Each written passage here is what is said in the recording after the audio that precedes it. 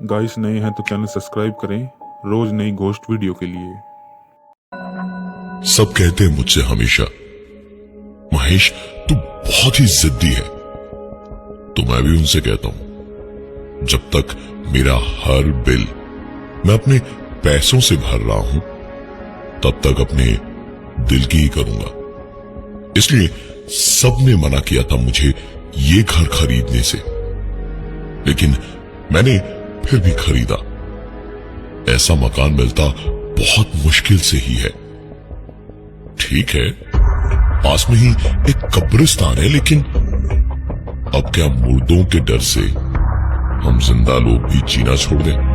मैंने तो जानबूझकर सारा सामान वगैरह रोड से भिजवा दिया और खुद कब्रिस्तान के बाहर वहां सामने उतरकर अपने कुत्ते ब्लेस को टहलाता हुआ कब्रिस्तान के बीच से होता हुआ आया अपने मकान के बाहर और छोटा सा लोहे का कमर तक आता हुआ गेट खोला। ब्लेस को नई जगह पे संभालना मुश्किल हो रहा था, तो मैंने उसे खोल दिया और अंदर की ओर जाने लगा। जब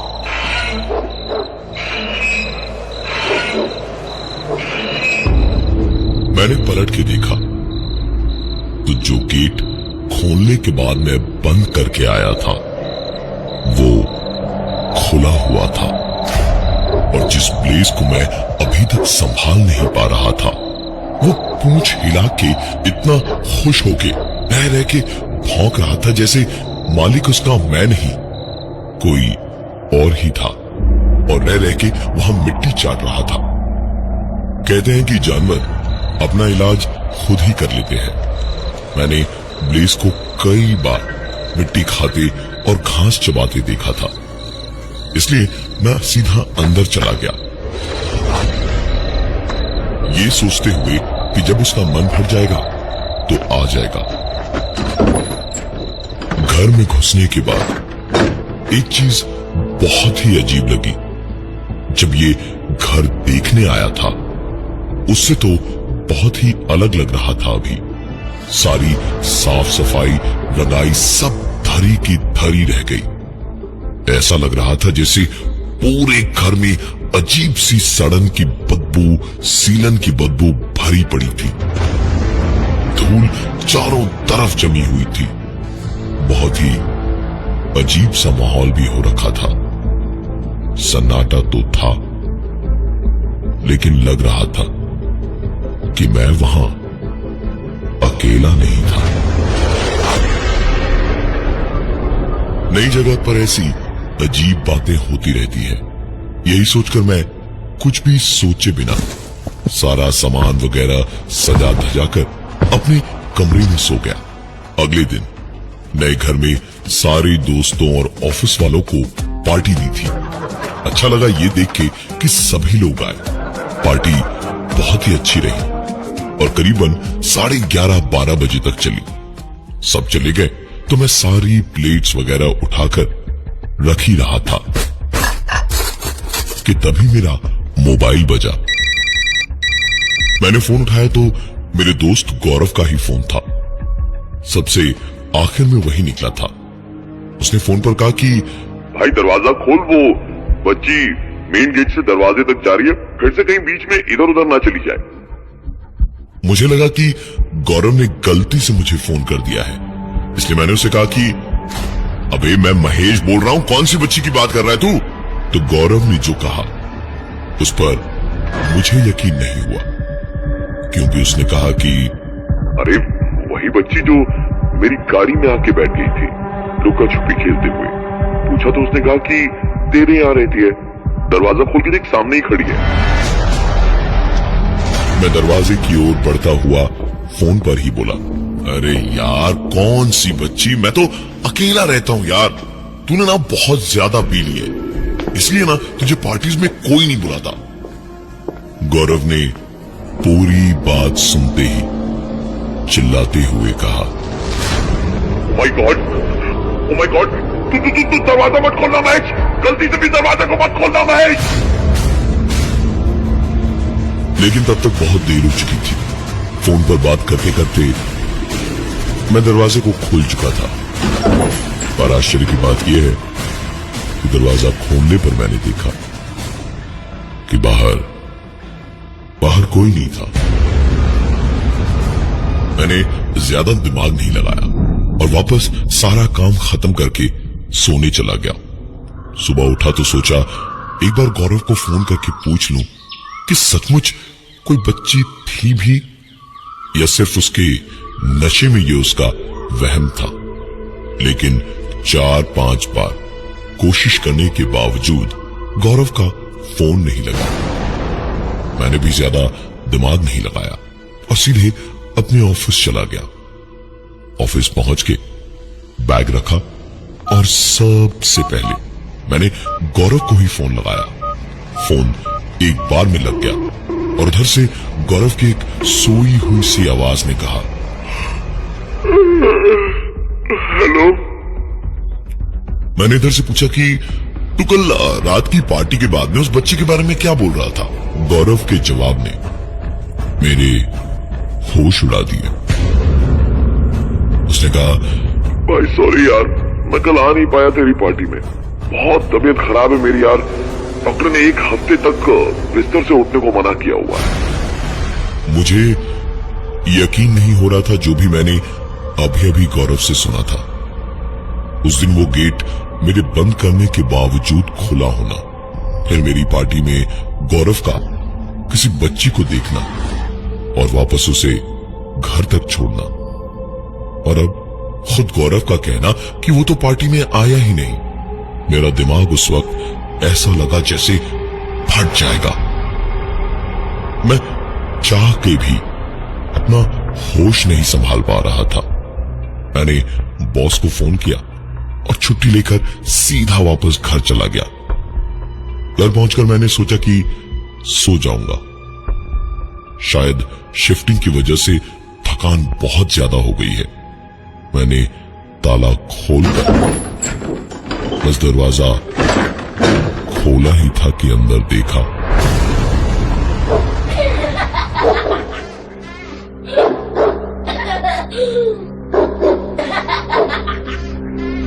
एक बच्ची अंदर बैठी ब्लेज के साथ खेल रही थी। मेरे दरवाजे को खोलते के साथ ही वो बच्ची रुक गई और पलटकर उसने मेरी ओर देखा। उसके देखते ही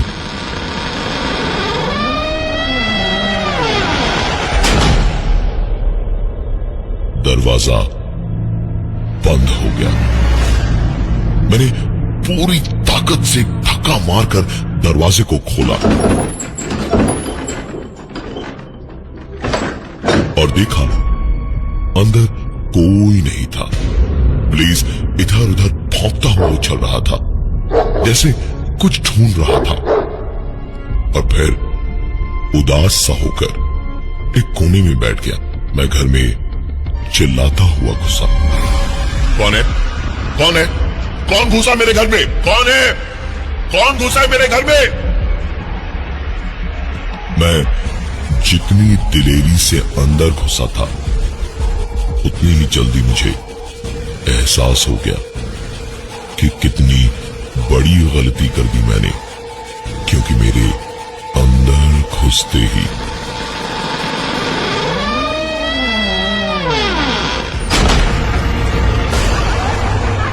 दरवाजा अपने आप पीछे से बंद हुआ और एक बच्चे के हंसने की आवाजें मेरे पूरे घर में गूंजने लगी।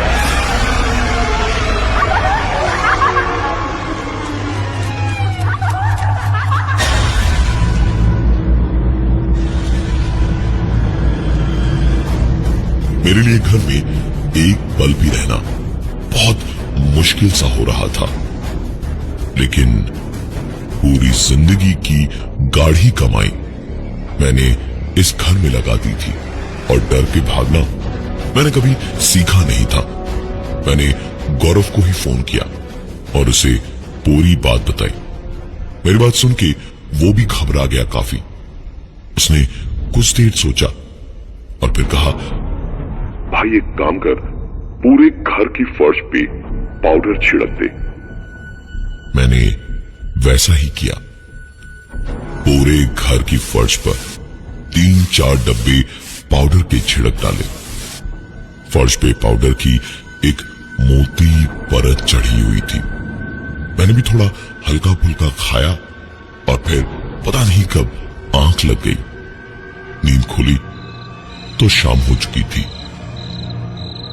और पूरे घर के फर्श पर उस छिड़के हुए पाउडर पर किसी बच्चे के नन्हे नन्हे पांवों के निशान थे।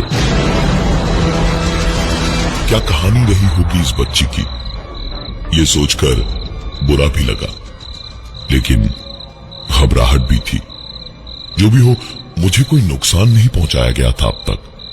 मैंने गौरव को फोन करके बताया तो उसने कहा कि भाई ये किसी बच्चे की आत्मा ही है। एक काम कर, घर में थोड़े खिलौने रख दे, शायद इससे तुझे कोई नुकसान नहीं होगा। मैंने वैसा ही किया। शाम का ही वक्त था। बाजार जाकर कुछ खिलौने लाके मैंने घर में भर दिए। आए दिन रातों को बच्चे के हंसने और खिलौनों से खेलने की आवाजें आती थी। प्लीज भी दिन भर खेलता रहता था और दरअसल मुझे इसकी आदत हो गई थी। एक रात मैं जब सो रहा था और बाहर के कमरे से यही खेलने, खिलौने और प्लेज और हंसने की आवाजें आ रही थी, जब अचानक मैं तुरंत उठा और दौड़कर बाहर वाले कमरे में पहुंचा तो देखा सारे खिलौने मेरी आंखों के सामने टूटे फूटे कुचले हुए से पड़े थे। प्लीज एक कोने में दुबक के बैठा था और पूरे कमरे में एक मौत सा सन्नाटा छाया हुआ था। पता नहीं क्यों, लेकिन मुझे बुरा लग रहा था। मैंने फिर से पूरे घर में पाउडर छिड़का और ऑफिस चला गया। दिन भर यही सब मेरे दिमाग में घूमता रहा। ठीक से काम भी न कर पाया। आखिरकार वापस घर पहुंचा और सबसे पहले लाइट जलाकर देखा। पूरे फर्श पे पाउडर वैसे का वैसा ही था। कोई पैरों के निशान नहीं थे। मैंने भी एक राहत की सांस ली और खाना खा के कुछ देर टीवी देखा, फिर सो गया। रात भर ब्लेज रोता रहा। कभी ऐसे रोता नहीं था वो, शायद उसी बच्ची के लिए रो रहा हो। मैंने भी ज्यादा ध्यान नहीं दिया और सोता ही रहा। लेकिन सुबह जब उठा तो बाहर का कमरा जहां पाउडर छिड़का था, वहां का फर्श देखकर मेरी आंखें फटी की फटी रह गई। एक बार फिर पाउडर पर पैरों के निशान थे। पिछली बार की तरह नन्हे नन्हे नहीं, बल्कि इस बार बड़े बड़े पैरों के निशान थे, जो जहां तक पाउडर थे वहां तक तो मेरे कमरे की ही तरफ आ रहे थे और उसके बाद मेरे पलंग तक हल्के हल्के पाउडर के पैरों के निशान बने हुए थे और मेरे कमरे के ही एक कोने में ब्लेज मुझे मरा पड़ा मिला। मैंने ब्लेज को यही गार्डन में ही दफन किया और न जाने क्यों टहलता हुआ पहली बार अपने घर से बाहर निकला। मन बहुत भारी सा हो रहा था, अजीब सा लग रहा था कि एक तो इतनी अजीबो गरीब चीजें मेरे ही साथ अचानक क्यों हो रही थी।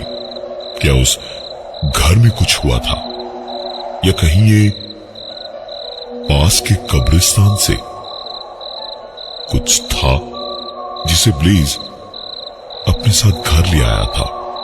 इसी उधेड़ बुन में मैं चलता हुआ न जाने कब कब्रिस्तान के पास पहुंच गया था कि तभी एक आवाज आई। जनाब, अगर मैं गलत नहीं हूं तो आप ही आए हैं वो 12 नंबर बंगलों में। मैंने पलट के देखा तो एक ठीक ठाक दिखने वाला आदमी खड़ा था और मुझे पुकारकर एक सिगरेट जला रहा था। मेरी तरफ भी एक सिगरेट बढ़ाई उसने, पर मैंने मना कर दिया। जान न पहचान पता नहीं कौन हो। मैंने उनसे पूछा कि हाँ, मैंने ही खरीदा है वो मकान, पर आपको कैसे पता? उसने एक लंबा सा कश खींचा और कहा,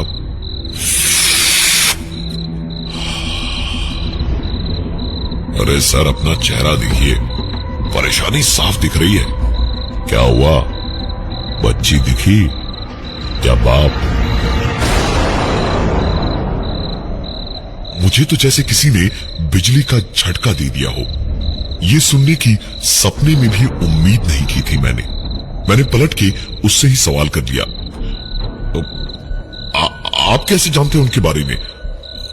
आपको कैसे पता वो बाप बेटी है? मतलब इसके पहले भी किसी के साथ यहां कुछ ऐसा हुआ है क्या?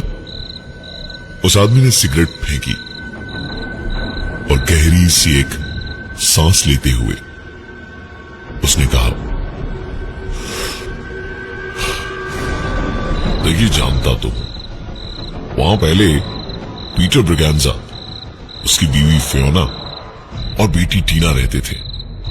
एक रात कुछ साफ सफाई करते वक्त पीटर के हाथ कुछ चिट्ठियां लगी, जिनसे पता चला कि उसकी जान से प्यारी बेटी टीना उसकी नहीं बल्कि फियोना और उसके बॉयफ्रेंड रॉबर्ट की बेटी थी।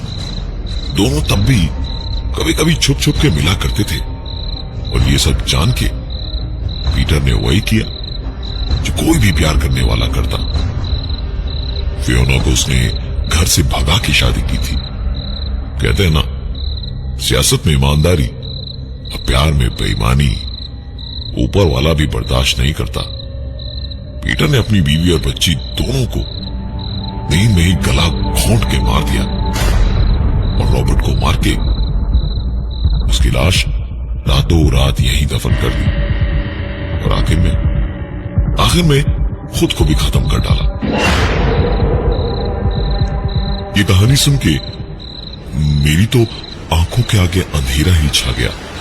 मैंने ज्यादा कुछ कहा नहीं, बस इतना ही पूछा, पर आपको इतना सब कुछ कैसे पता? उस आदमी ने मुस्कुराते हुए जवाब दिया, अरे सर, यहीं पास ही में रहता हूं, मोहल्ले की खबर तो रखनी पड़ती है। मैं शुक्रिया बोलकर आगे बढ़ा तो उसका नाम पूछने को पलटा तो देखा वो चल के जा रहा था। मैंने दूर से ही पूछा, अरे पर आपने अपना नाम तो बताया नहीं, क्या नाम है आपका? वो आदमी मेरी ओर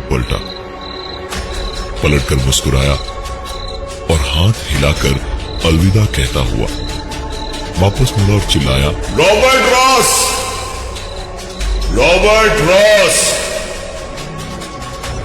मैं वापस घर जाने को पलटा तो मुझे कुछ याद आया और रॉबर्ट को मार के उसकी लाश रातों रात यहीं दफन कर दी। मैं वापस रॉबर्ट की ओर मुड़ा तो देखा वहां कोई नहीं था और जिस तरफ वो गया उधर कब्रिस्तान का गेट था। वो मकान मैंने बेच दिया और शहर में एक दूसरा फ्लैट ले लिया। मेरा कोई भी दोस्त जब मकान या किसी बिल्डिंग में फ्लैट खरीदने वाला होता है तो मैं उनको हमेशा एक ही बात पूछता हूं, कहीं नए घर के आसपास कोई कब्रिस्तान तो नहीं है ना? आप भी जरा